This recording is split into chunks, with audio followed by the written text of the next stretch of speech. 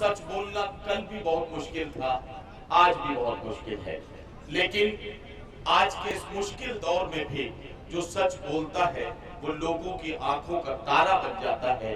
ये बात तब साबित हुई जब इमरान प्रतापगढ़ी को नौजवानों ने अपनी पलकों पे उठाया, इमरान प्रतापगढ़ी को लोगों ने अपनी मोहब्बतों से नवाजा, इमरान प्रतापगढ़ी के पीछे नौजवानों की एक फौज खड़ी हुई और जिसने ये सबूत पेश किया कि आज के अहद में अगर कोई नौजवान उनकी उम्र के लोगों की तर्जुमानी करते हुए सच का आलम लेकर आगे बढ़ता है तो सच की तायीद करने वाले लोग उसके पीछे पीछे चलते हैं।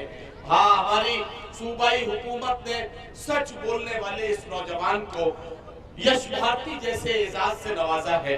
हम उर्दू डाइस के तमाम लोग अपनी सूबाई हुकूमत के शुक्रगुजार हैं कि उन्होंने ये सबूत पेश किया है कि सच बोलना मुश्किल भले ही हो, लेकिन इतने मुश्किल दौर में भी सच बोलने वालों की तायीद करने वालों की कोई कमी नहीं है। आइए मैं आवाज दूं उस शायर को जो नौजवानों के दिलों की धड़कन तो है ही, लेकिन साथ ही साथ बुजुर्गों की आंखों का तारा भी है।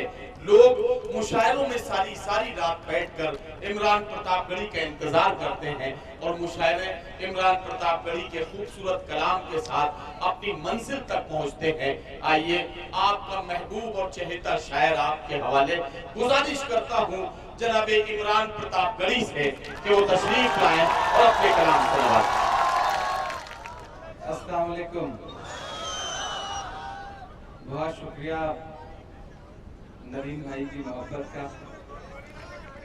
मैं भी बहुत देर से अपनी बारी का इंतजार कर रहा था।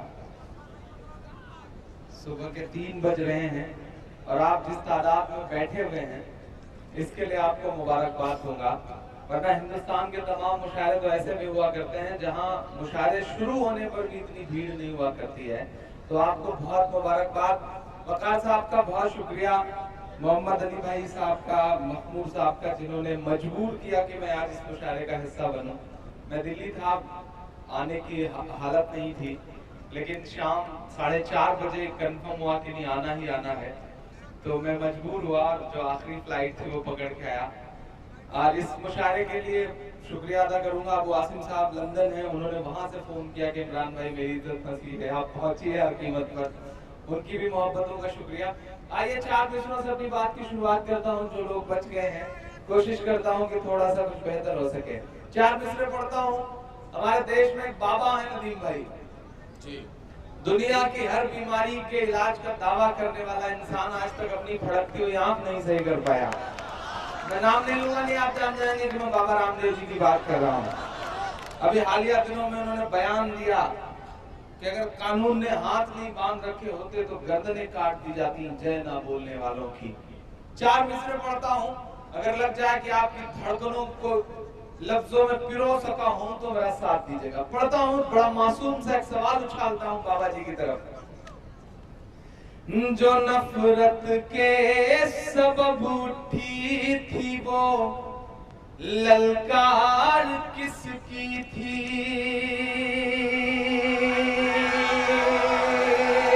थोड़ा सा बेदार होइएगा, मुझे सुन के बताइएगा, मैं कमजोर ना पड़ूं।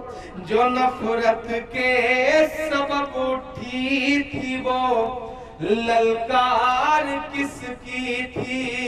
हमारे खून को प्यासी थी वो तलवार किसकी थी? हमारे खून को प्यासी थी वो तलवार किसकी थी?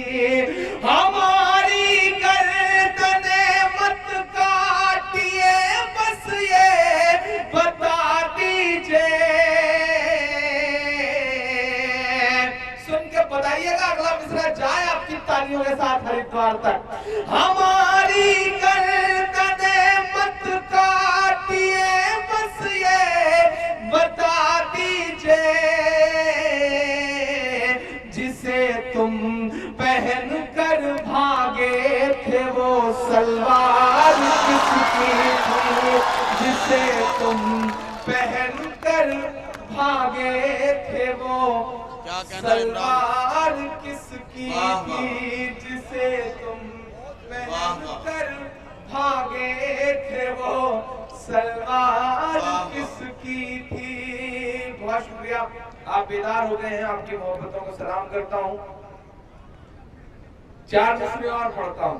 बहुत अच्छा सुन रहे आप, बस इधर जो लोग हैं थोड़ा सा, बहुत खूबसूरत सा मुशारा है अल्हम्दुलिल्लाह। अपने बच्चों को अपनी गोद में लेकर के लोग मुशारा सुन रहे हैं, ये बहुत बड़ी बात है किसी मुशारे के लिए। या फिर मैं ये कहूँ कि ये जो पूरी तहजीब है वो ये बताती है कि बड़े बुजुर्ग अपने बच्चों की तरबियत के लिए भी मशारों में लेके आते हैं। और एक बात ये भी साबित होती है कि भाभी जी का बड़ा दबाव भी रहा होगा कि आप ले जाके संभालो, तो मैं इस जज्बे को भी सलाम करता हूँ और 4 मिसरे पढ़ता हूँ।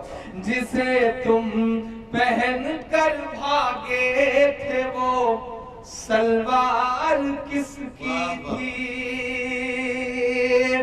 नए नए ठेकेदार निकल आए हैं जगनपुर वालों से, मरियामा के भी कुछ दोस्त आए हैं, फैजाबाद, सुल्तानपुर और तमाम अतराफ के लोग हैं। मैं 4 मिसरे पढ़ता हूँ। नए नए ठेकेदार निकल आए हैं जो ये तय करेंगे कि आपको क्या पहनना है, क्या खाना है, क्या नहीं खाना है और क्या बोलना है।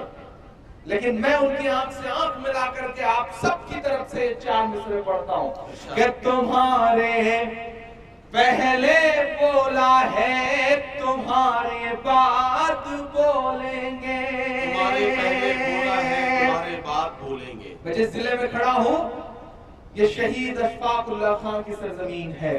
मैं उस शख्स की शहादत को सलाम करते हुए मिसरे पढ़ता हूँ कि तुम्हारे पहले बोला है तुम्हारे बाद बोलेंगे। भगत अशफाक बन करके कभी आजाद बोलेंगे। भगत अशफाक बन करके कभी आजाद बोलेंगे। तुम्हें जय बोलना है मेरे भाई शौक से बोलो। जो मेरा ईमान कहता है वही आपका भी ईमान कहता है, मैं ये जानता हूं। तुम्हें जय बोलना है मेरे भाई शौक से बोलो, मगर हम जय नहीं बोलेंगे जिंदाबाद बोलेंगे। मगर हम जय नहीं बोलेंगे जिंदाबाद बोलेंगे। भगत अशफाक बन करके कभी आजाद बोलेंगे। बहुत शुक्रिया, बहुत अच्छा सुन रहे हैं आप। बस इसी तरह सुनते रहेंगे तो इंशाल्लाह मेरे बाल बच्चे पल जाएंगे जो भी पैदा नहीं हुए हैं। और ऐसे ही रात रात भर मुशारे हुए तो होने की कोई उम्मीद भी नहीं है। बच्चे तो छोड़िए, शादी होने की उम्मीद नहीं है। मैं 4 मिसरे पढ़ता हूँ और आपसे दुआएं मांगता हूँ साहब। था शहंशाह को गुरूर बहुत, अपनी माँ को प्रधानमंत्री आवास दिखाते हुए शख्स एक एक एंगल में कैमरे पे नजर रखता है। जो शख्स कैमरे के सामने माँ से मोहब्बत कर रहा हो, यानी कि माँ की मोहब्बत को भी उसने प्रोफेशनल बना दिया हो, तब इमरान 4 मिसरे पढ़ता है साहब कि था शहंशाह को गुरूर बहुत, रब ने उसका गुरूर तोड़ दिया। रब ने उसका गुरूर तोड़ दिया। कल थी जो 56 इंच की छाती, बताइएगा सुन के, कल थी जो 56 इंच की छाती, एक कन्हैया ने सब सिकोड़ दिया। एक कन्हैया ने सब सिकोड़ दिया। रब ने उसका गुरूर तोड़ दिया।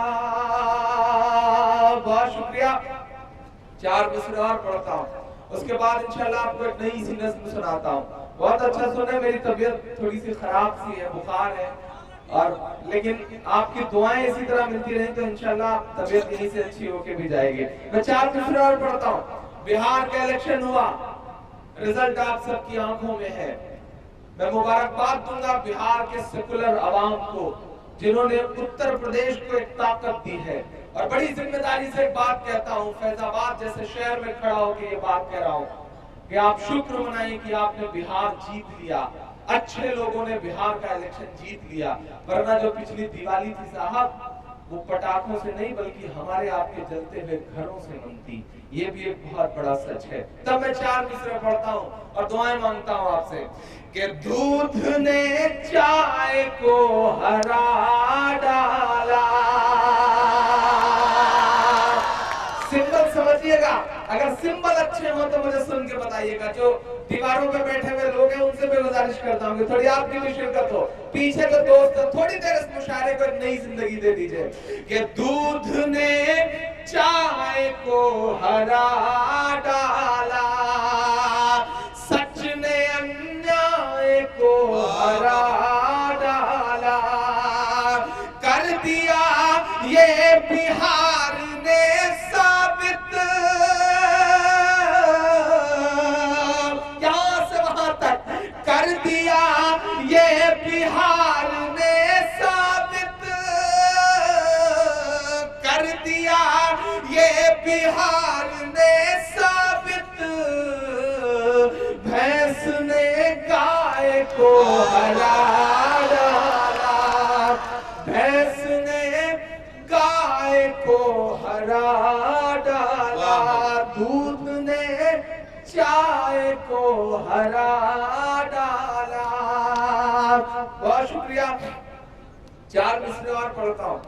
जिन बाबा जी का जिक्र हुआ अभी शुरू में, उन्होंने पिछले दिनों एक नाटक और किया था साहब। चूंकि चीन की चटाइयां बिकवानी थी, कारोबार करना था चीन के कारोबारियों के साथ, तो साहब ने एक दिन घोषित कर दिया कि योग दिवस मनाया जाएगा, एक दिन योग किया जाएगा। थोपने की कोशिशें हुई हम पर। मैं 4 मिसरे पढ़ता हूं। रमजान महज कुछ कदम दूर है हम सबसे। इमरान के ये 4 मिसरे अगर सच्चे लग जाएं तो नफरतों की बातें करने वाले लोगों तक पहुंचाइएगा मेरे इन मिसरों को। कि चढ़ते सूरज को नमस्कार न कर,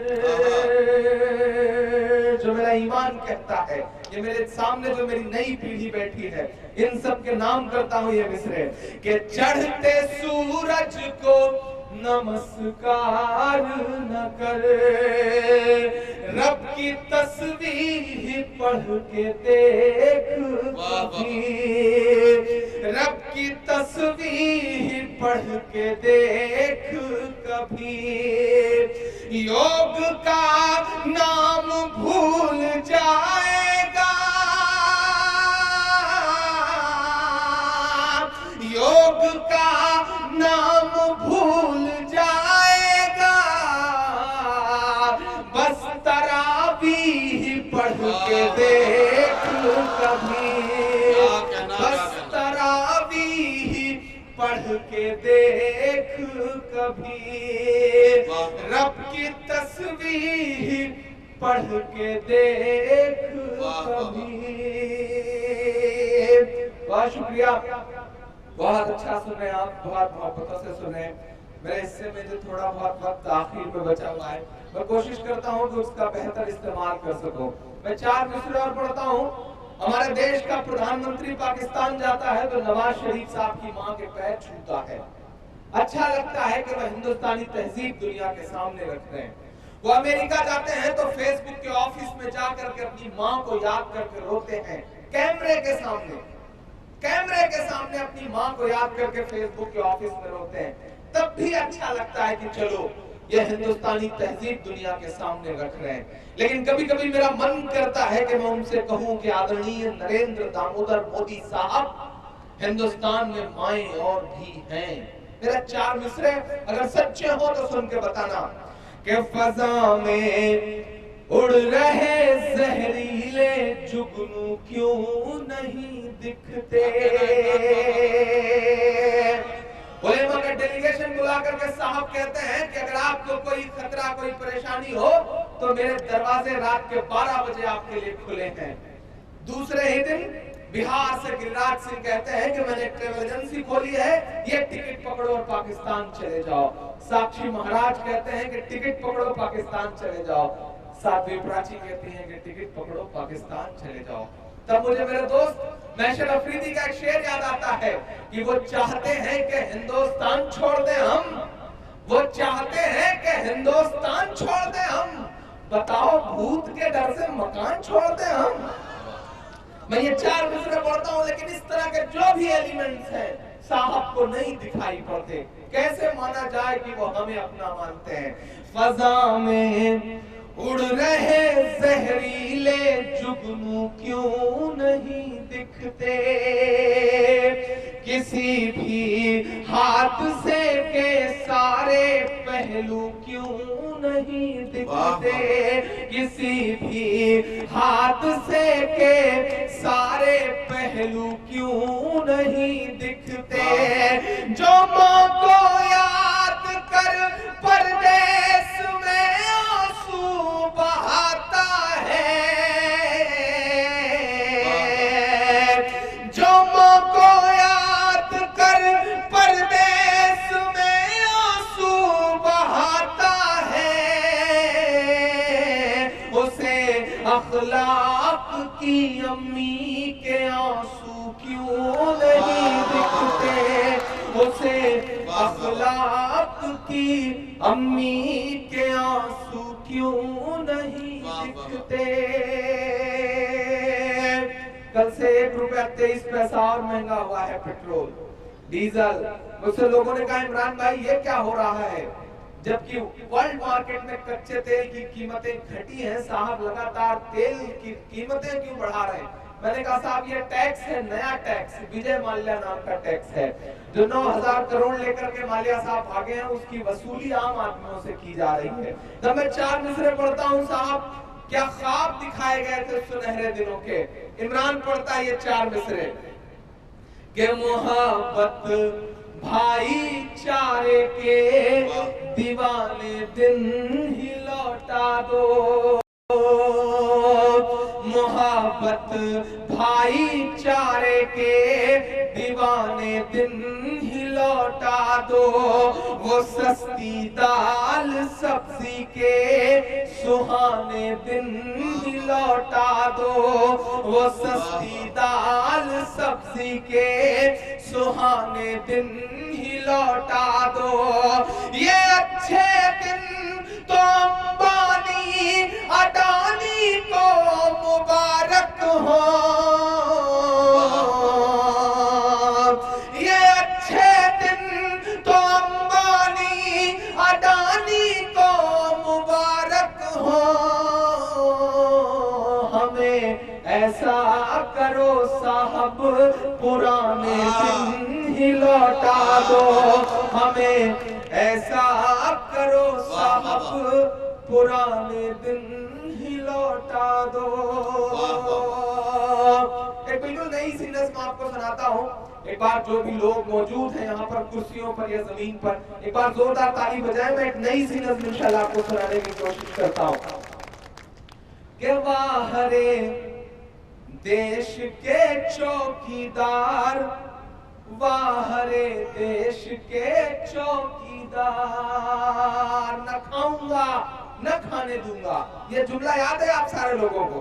वाहरे देश के चौकीदार, वाहरे देश के चौकीदार, विजय माल्या नाक के नीचे से हो गया फरार। वाहरे देश के चौकीदार, वाहरे देश के चौकीदार, विजय माल्या नाक के नीचे से हो गया फरार।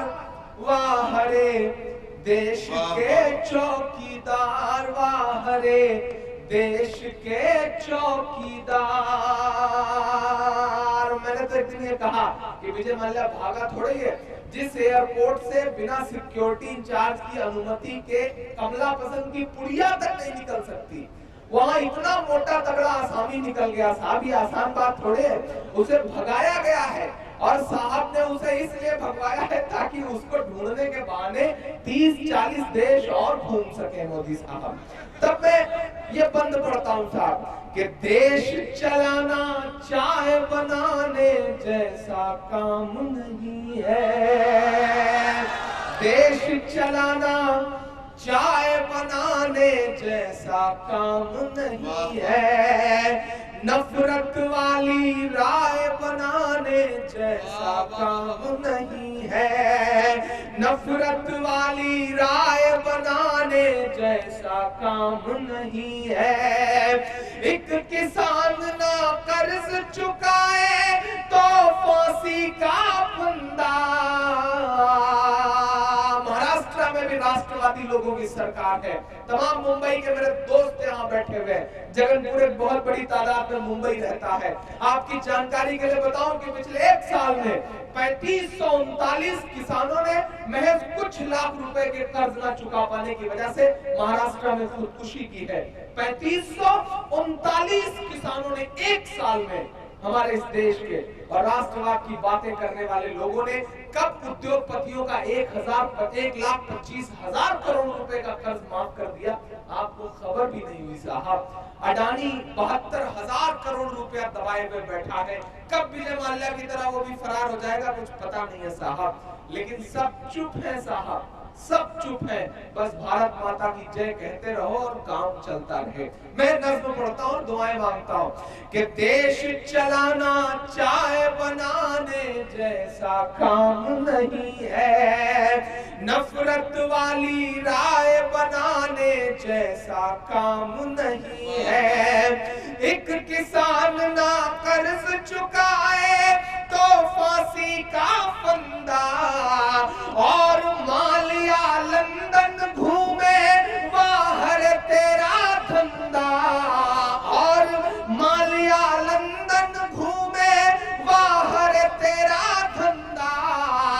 राष्ट्रभक्त सब चुप बैठे हैं, अजब दोगलापन है। बिहार में एक पत्रकार की का कत्ल हो जाता है तो ये कहा जाता है कि वहां पे जंगल राज है साहब, लेकिन मध्य प्रदेश में एक साथ 5 लोगों का कत्ल हो जाता है तो वहां मंगल राज है। और गुजरात में अभी परसों वहां के एक सांसद महोदया 10 फीट नीचे नाले में गिर गई, तो वहां तो आप समझ लीजिए कि गुजरात मॉडल है। जब सांसद तक नाले में गिर जा रही है तो आप सोचिए कि कैसा मॉडल रहा होगा जिसके नाम पे देश ठगा गया। तब मैं ये मिसरे पढ़ता हूँ कि एक किसान ना कर्ज चुकाए तो फांसी का फंदा, और मालिया लंदन घूमे बाहर तेरा धंधा। राष्ट्रभक्त सब चुप बैठे हैं, अजब दोगलापन है। जिसे जेल में होना था वो घूम रहा लंदन है, जिसे जेल में होना था वो घूम रहा लंदन है। जो ये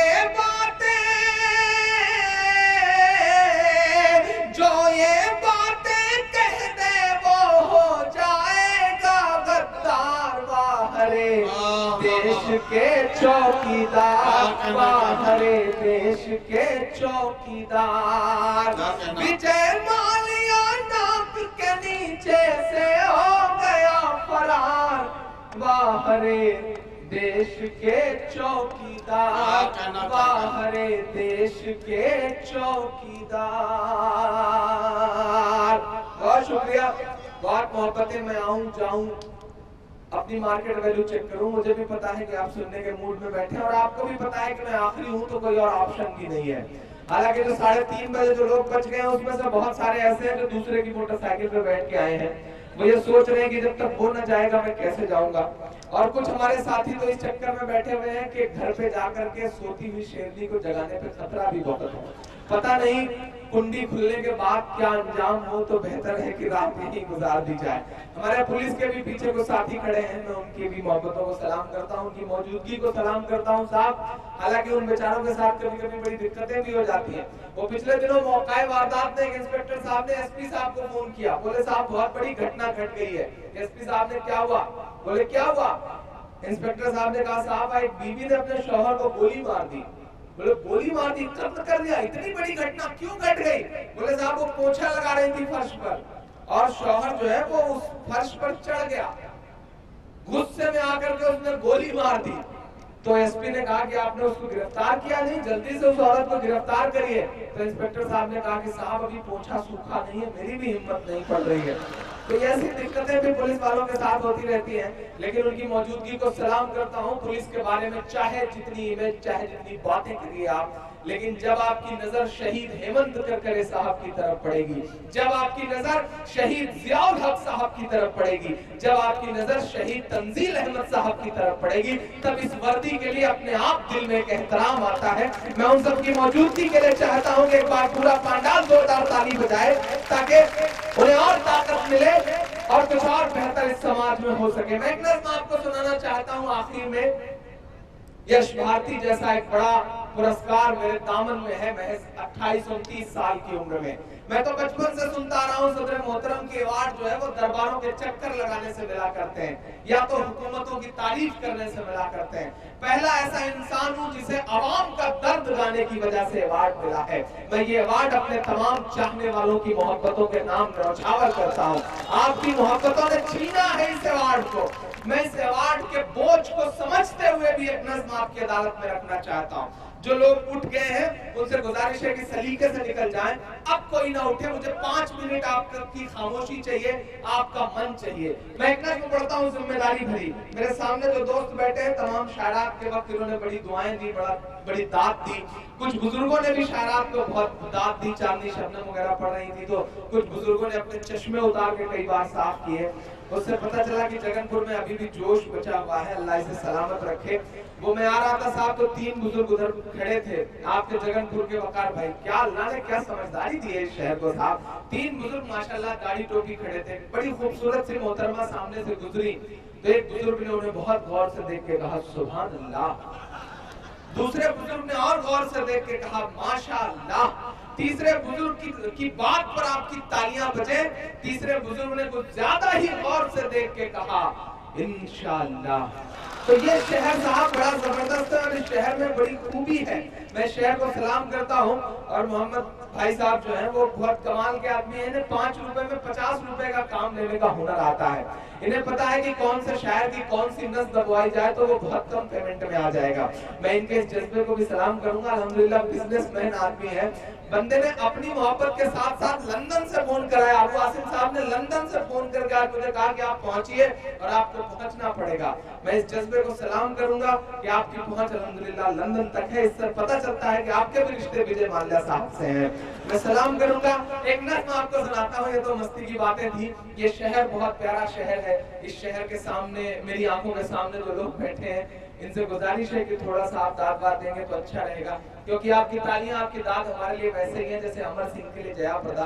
तो थोड़ा सा ठीक ठाक ढंग से आप दाद देंगे तो इंशाल्लाह अच्छा रहेगा। हालांकि आप जल्दी कुछ खर्च नहीं करना चाहते, आप इंटरटेनमेंट भी लेना चाहते हैं लेकिन खर्च नहीं करना चाहते हो। पिछले दिनों फैजाबाद का एक आदमी मेरे प्रतापगढ़ का और एक इलाहाबाद का 3 सफर कर रहे थे।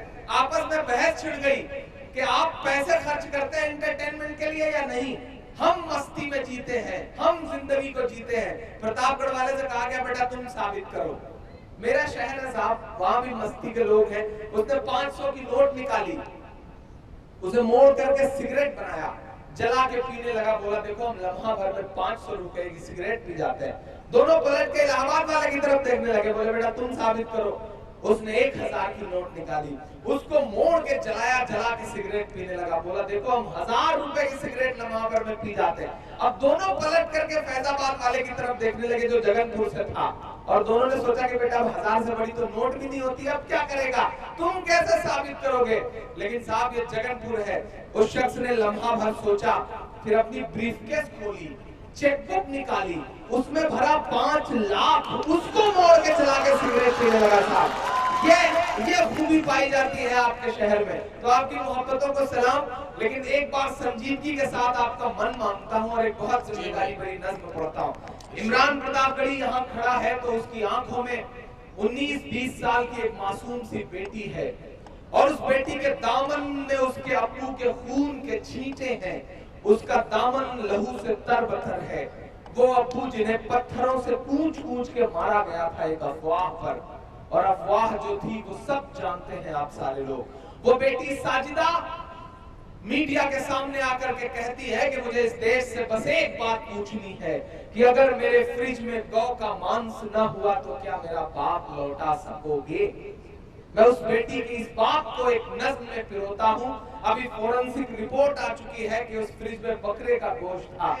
मेरे बड़े बुजुर्ग शायरों ने कहा कि अब तो अवार्ड मिल गया है, अब तो जुबान खामोश हो जाएगी इमरान की। लेकिन अगर आपको लगे कि वही इमरान आपकी आंखों के सामने है तो मेरी हिम्मत और मेरे तेवर के लिए मेरा साथ दीजिएगा। क्या वो गांधी के इस देश से कह रही है, वो नफरत के परिवेश से कह रही है। हमारे मुख्यमंत्री बहुत अच्छे हैं, नौजवान हैं, आवाम का दर्द समझते हैं, लोगों के दुख में शामिल होते हैं, मुआवजे बहुत बांटते हैं। लेकिन मैं तो चीख चीख करके उनसे कहता हूं कि अखिलेश जी, हमारी कौम को मुआवजे नहीं चाहिए। हम तो आपसे बस इतनी गुजारिश करते हैं कि सूबे में ऐसे हालात पैदा कर दीजिए कि मुआवजे बांटने की नौबत ना आए। हम बस उस दिन का इंतजार कर रहे हैं। गांधी के इस देश से कह रही है, वो नफरत के परिवेश से कह रही है। सियासत के मासूम चेहरे भी सुन ले, वो राहुल से अखिलेश से कह रही है। ये धर्मांध से अंध भक्तों के जरिए हुआ है, जो वो पाप लौटा सकोगे। बताओ मेरा पाप लौटा सकोगे, बताओ मेरा पाप लौटा सकोगे। आखिरी बंद पढ़ता हूं, और जो लोग इतनी रात पूरी रात मुशायरे के नाम उन्होंने किए, उनसे गुजारिश करता हूं कि आखिरी बंद के बाद मेरा दामन दुआओं से भर के भेजेंगे। ये वो जगनपुर है जिसने इमरान को बहुत दुआएं दी है। मैं मुसलसल मेरा ख्याल है 4 साल से इस मुशायरे का हिस्सा रहा हूं, हर साल आना पड़ता है। आखिरी लम्हों में आप आवाज देते हैं और पहुंचता हूं। मैं आखिरी बंद पढ़ता हूं इसमें कि हवाओं की सरगोशियां कह रही हैं, क्या करना, ये सच की फरामोशियां कह रही हैं। जिस दिन का मसला है उसके 2 दिन बाद जामिया यूनिवर्सिटी में दिल्ली में मुशायरा था। केजरीवाल साहब मेहमान खुसूसी थे। मैं माइक पर आया तो मेरे शायर दोस्तों ने कहा, इमरान यहाँ सोच समझ कर पढ़ना, यहाँ से आवाज उनके कान तक जाती है। मैंने कहा यही तो मैं चाहता हूँ कि मेरी आवाज उनके कान तक जाए। मैं आखिरी बंद पढ़ता हूँ साहब। छींक आने तक पे ट्वीट करने वाला इंसान, छींक आने तक पे ट्वीट करता है वो आदमी। आशा भोसले के बेटे के बर्थडे की मुबारकबाद देने के लिए ट्वीट करता है आदमी। न्यूजीलैंड के क्रिकेट खिलाड़ी की मौत हो जाती है तो दिन में 2 बार ट्वीट करता है वो आदमी। अफगानिस्तान के राष्ट्रपति को जन्मदिन की मुबारकबाद ट्विटर पे 72 दिन पहले देने वाला आदमी और सोशल मीडिया पे मजाक बनवाने वाला आदमी दिल्ली से महज 38 किलोमीटर दूर दादरी में लाश नहीं देखता, खून नहीं देखता, आंसू नहीं देखता। क्यों है ये चुप्पी? मैं इस चुप्पी के मायने बताता हूं साहब।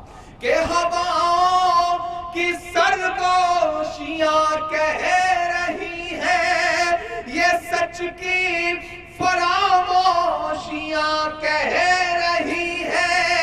थे उस कत्ल में जैसे खुद भी वो शामिल। मेरी हिम्मत पढ़ाना इन मिसरों पे, मुझे पूरी दुनिया में पढ़ने हैं ये मिसरे। थे इस कत्ल में जैसे खुद भी वो शामिल, थे इस कत्ल में जैसे खुद भी वो शामिल। ये मोदी की खामोशियां कह रही है। लगा है जो भारत के दामन पे धब्बा, लगा है जो भारत के दामन पे थप्पा, ये है एक अभिशाप, लौटा सकोगे बताओ मेरा बाप, लौटा सकोगे। जनाब इमरान प्रतापगढ़ी के कलाम के साथ ये सफर मुकम्मल होता है।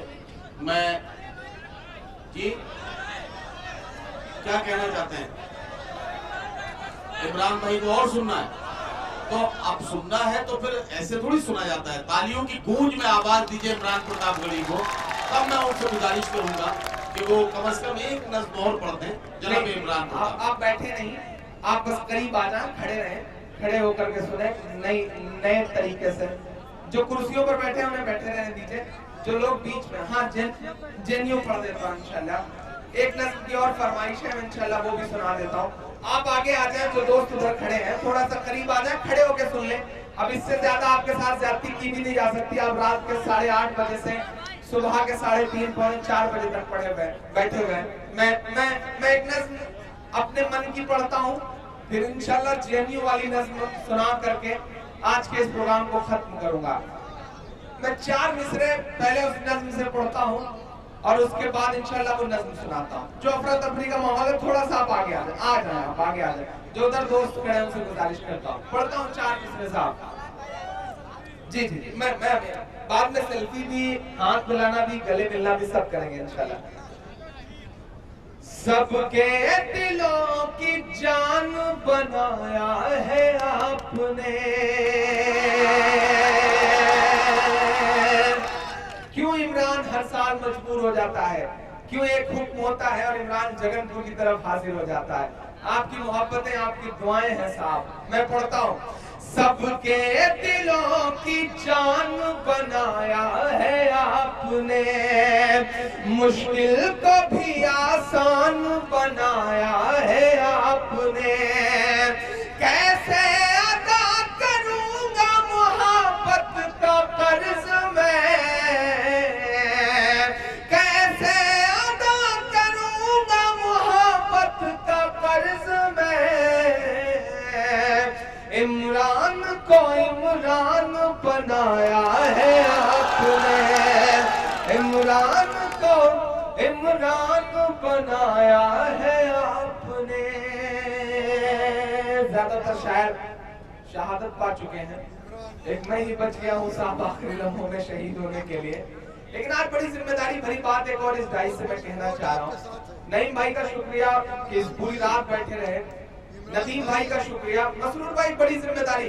अल्हम्दुलिल्लाह ये शहर वो है जो मुशायरों को एक तरबियत देता है और एक नई राह भी देता है। मैं चाहता हूँ कि इस डाइस से एक मुहिम और शुरू की जाए।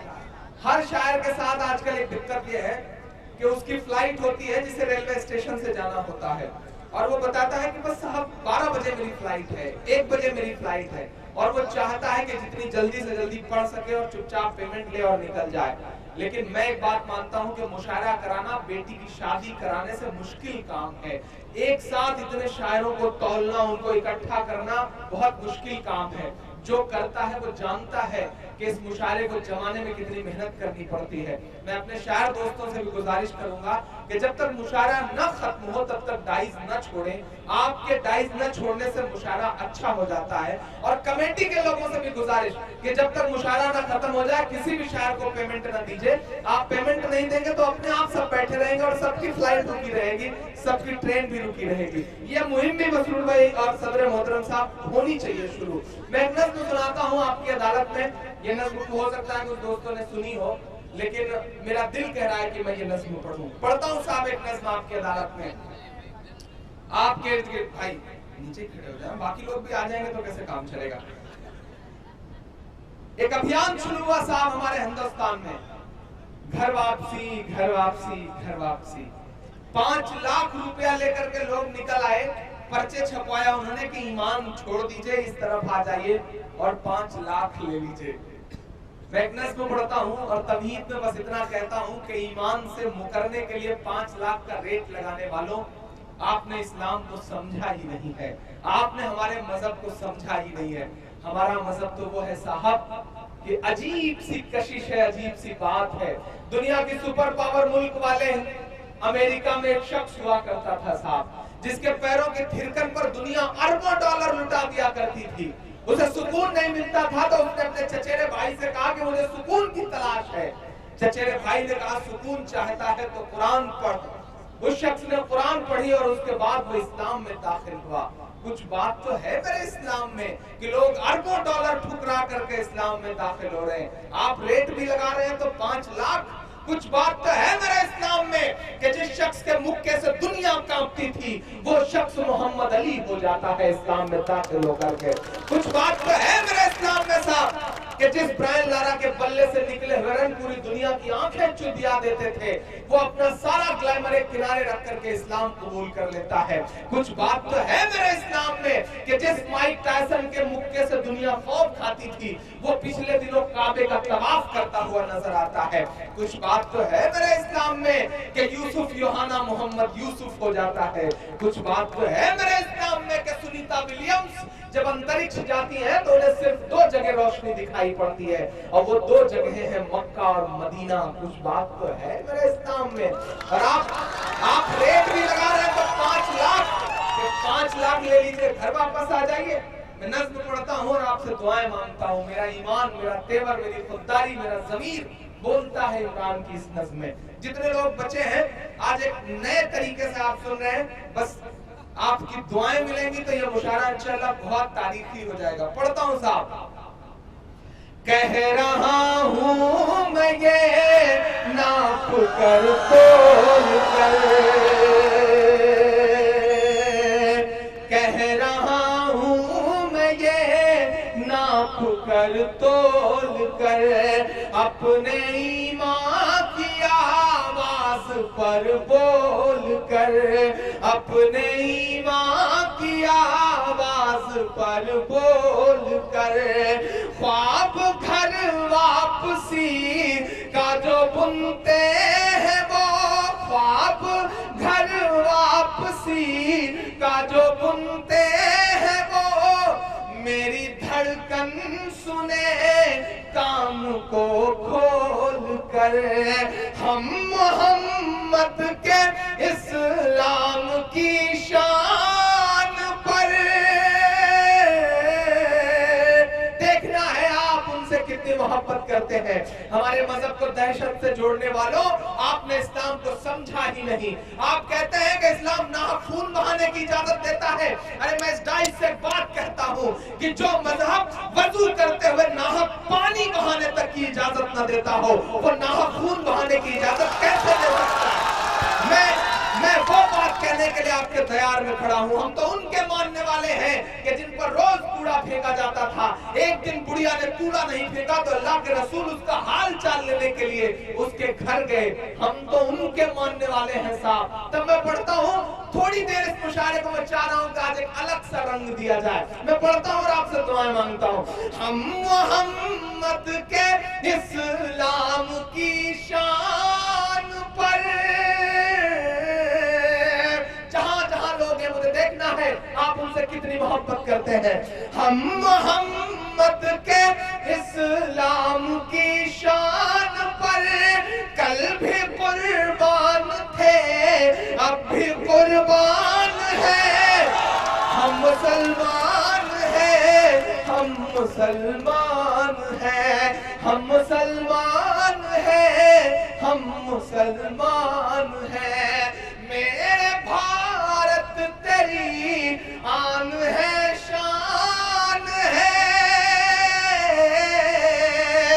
मेरे भारत तेरी आन है, शान है। हम तेरी सरहदों के निगहबान हैं। हम मुसलमान हैं, हम मुसलमान हैं, हम मुसलमान हैं, हम मुसलमान हैं। पहला बंद पढ़ता हूं इस नज़्म का साहब कि हम तो फारस अरब से भी आए नहीं। वकार भाई, हम तो फारस अरब से भी आए नहीं, तेरे अपने हैं हम तो पराए नहीं, तेरे अपने हैं हम तो पराए नहीं। इस तरह से सितम हम पे ढाए गए, इस तरह से सितम हम पे ढाए गए, मुद्दतें हो गई मुस्कुराए नहीं, मुद्दतें हो गई मुस्कुराए नहीं। फैजाबाद से लेकर के लखनऊ होते हुए दिल्ली तक हजारों इमारतें हिंदुस्तान में इमरान के मिस्रों की गवाह हैं कि मेरे पुरखों की जागीरदारी है ये। अगर आपके दिल की धड़कनों को लफ्ज दे सका पाऊं तो अगले मिसरे पे एक शख्स का हाथ उठे। मेरे पुरखों की जागीरदारी है ये, मत समझना कि हम लोग मेहमान हैं, हम मुसलमान हैं, हम मुसलमान हैं, हम मुसलमान हैं, हम मुसलमान हैं। आखिरी बंद पढ़ता हूं इस नज्म का।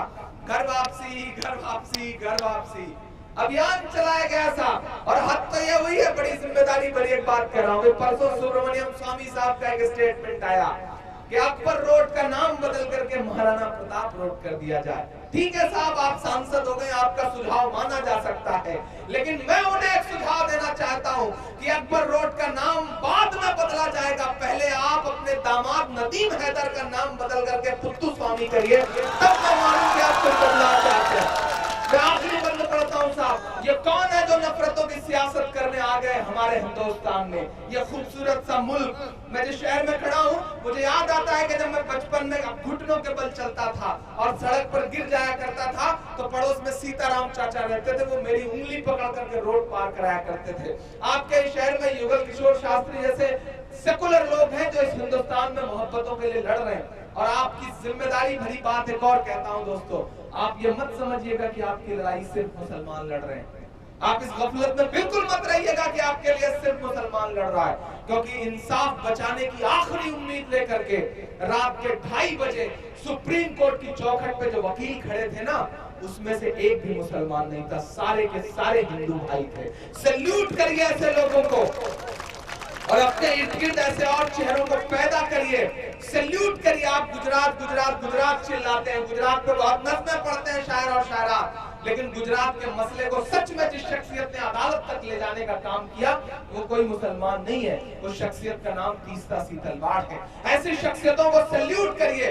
आज क्लीन चिट दी जा रही है साबिनाइये के जरिए, क्लीन चिट दी जा रही है, लेकिन सैल्यूट करिए शहीद हेमंत करकरे साहब को, उनकी शहादत को सलाम करिए जिन्होंने बताया कि देश में दहशत के और चेहरे हुआ करते हैं। सैल्यूट करिए अरुंधति रॉय को, सैल्यूट करिए कुलदीप नैयर को, सैल्यूट करिए संजीव भट्ट जैसे आईपीएस अफसर को जिसने गुजरात के दंगों का सच बताते हुए अपनी नौकरी को ठोकर मार दिया। सैल्यूट करिए ऐसे चेहरों को, क्योंकि इन्हीं लोगों की वजह से हिंदुस्तान खूबसूरत बना हुआ है। मैं तो ये कह रहा हूँ कि सैल्यूट करिए रिहाई मंच को, जिसमें तमाम ऐसे लोग नॉन मुस्लिम भाई लड़ रहे हैं आपके लिए और आपकी बेगुनाही के सबूत के लिए तमाम अपनी जान जोखिम में डाल रहे हैं। ऐसे लोगों को सैल्यूट करिए। मैं आखिरी बंद पढ़ रहा हूँ, इंशाल्लाह फिर जेएनयू भी पढ़ दूंगा। घर वापसी, घर वापसी, घर वापसी। मैं तो नाम गिनाता हूँ, करवा सके बाबा जी स्वामी जी तो उनकी करवाए। सब पे लागू न ये बेबसी कीजिए, जिन्हें याद है वो मेरे साथ गुनगुना सकते हैं। सब पे लागू न ये बेबसी कीजिए, अपने घर की भी कुछ चौकसी कीजिए, अपने घर की भी कुछ चौकसी कीजिए। हो वो मुख्तार नकविया हो शहनवाज, हो वो मुख्तार नकविया हो शहनवाज, पहले उनकी तो घर वापसी कीजिए, पहले उनकी तो घर वापसी कीजिए। 5 दिन की हुकूमत पे इतना नशा, मेरी खुददारी, मेरा ज़मीर, मेरा तेवर, जिसकी वजह से शायद मैं इमरान प्रतापगढ़ी हूँ, मुझको जालिम का तरफदार नहीं लिख सकते, कम से कम वो मुझे लाचार नहीं लिख सकते। जहां अकेली पे लिए बोल रहा हूँ जो सच, उसको इस देश के अखबार नहीं लिख सकते, उसको इस देश के अखबार नहीं लिख सकते। इमरान बोलता है आपके 800 सालों की तारीख 2 मिसरे में, लेकिन मैं चाहता हूं कि इन 2 मिसरों पर जिन्होंने हाथ नहीं खोला उनको कसम है एक एक हाथ हवा में उठेगा, क्योंकि इसमें आपके पुरखों की बात है। मैं पढ़ता हूं, सच लग जाए तो मुझे बताना। पहले उनकी तो घर वापसी कीजिए, 5 दिन की हुकूमत पे इतना नशा, 5 दिन की हुकूमत पे इतना नशा। हम तो वो हैं जो सदियों से सुल्तान हैं, हम मुसलमान हैं, हम मुसलमान हैं, हम मुसलमान हैं, हम मुसलमान हैं। मेरे भारत तेरी आन है, शान है। आजादी के बाद लड़ते लड़ते शहीद होने वाले पहले शहीद ब्रिगेडियर उस्मान से लेकर के अभी हालिया दिनों में सियाचिन में बर्फ की चादर ओढ़ करके सोए हुए शहीद मुश्ताक अहमद तक इमरान के ये मिसरे लागू होते हैं। मेरे भारत तेरी आन है, शान है, हम तेरी सरहदों के निगहबान हैं, हम मुसलमान हैं, हम मुसलमान हैं, हम मुसलमान हैं। बहुत शुक्रिया। उनका मुखड़ा पढ़ता हूं। तू बेटी है तो रहमत है। औरतें हमारी जिंदगियों में अलग अलग रूप रंग में हमारे सामने अल्लाह ने उन्हें उतारा है। मैं पढ़ता हूं साहब। तू बेटी है तो रहमत है, तू बहना है तो शफकत है, तू बीवी है तो चाहत है, तू माँ है तो फिर जन्नत है। तू बेटी है तो रहमत है, तू बहना है तो शफकत है, तू बीवी है तो चाहत है, तू माँ है तो फिर जन्नत है। तेरे कातिल को चौराहे पर सरेआम सजा दे सकता है। अब बताइएगा सुन के, तेरे कातिल को चौराहे पर सरेआम सजा दे सकता है। इन बलात्कारियों को केवल इस्लाम सजा दे सकता है, इस्लाम सजा दे सकता है, इस्लाम सजा दे सकता है। के आजाद था आजाद है। कन्हैया का मसला आप सबके सामने है।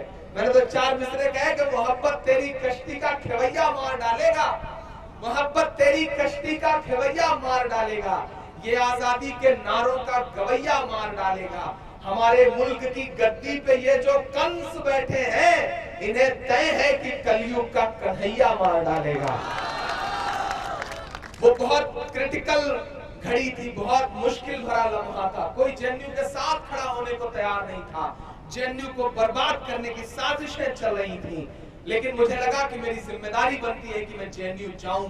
मैं एड ब्लॉक पे गया, वहां खड़ा हुआ, मैंने कहा मैं खड़ा हूं उमर खालिद के साथ, मैं खड़ा हूं कन्हैया के साथ। मैं खड़ा हूं अनिर्बान के साथ, रामा नागा के साथ। मैं आपकी नुमाइंदगी करते हुए गया था अपनी जिम्मेदारी समझते, खुद को जोखिम में डाल करके, लेकिन मैंने कहा नहीं, आज नहीं खड़े होंगे तो कब खड़े होंगे।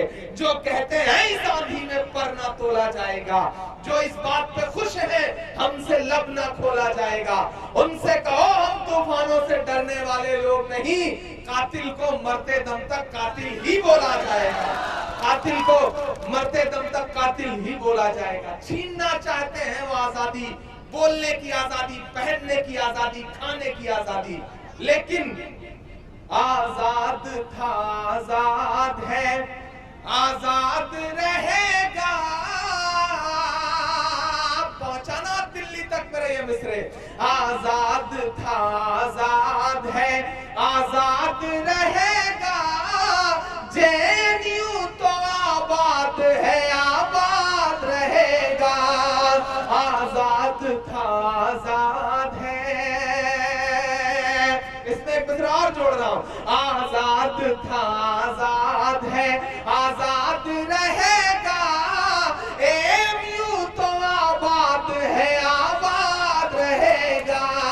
आजाद था आजाद है। बंद पढ़ता हूं, आप तसव्वुर करें कि इमरान क्या लम्हा था जब मैं आई ब्लॉक पे खड़ा होकर दिल्ली में ये बोल रहा था कि पोरस को बता दे, ये सिकंदर को बता दे, पोरस को बता दे, ये सिकंदर को बता दे। कतरा है मगर फिर भी समंदर को बता दे, कतरा है मगर फिर भी समंदर को बता दे।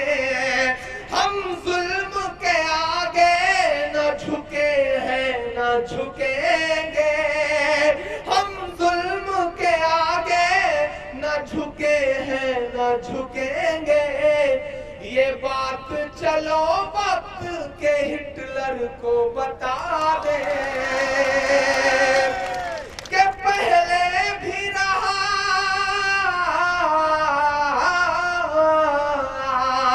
पहले भी रहा है और तेरे बाद रहेगा। जेएनयू तो आबाद है, आबाद रहेगा, ये आबाद रहेगा, ये आबाद रहेगा। बहुत शुक्रिया, बहुत मोहब्बतें। अब आप यकीन करें कुछ भी पढ़ने की हिम्मत नहीं है, बहुत थक चुका हूं।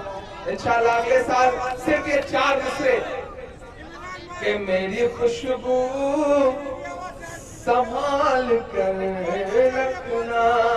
हाँ, फोटो खिंचवाता हूँ, उससे मरियमा आने वाला हूँ एक मुशायरे में। मेरी खुशबू संभाल कर रखना, मैं खुद आ रहा हूँ।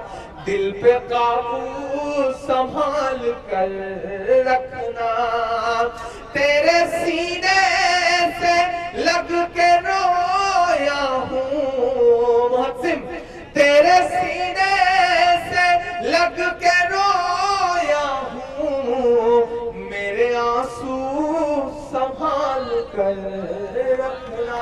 बहुत शुक्रिया, बहुत मोहब्बतें जगनपुर वालों।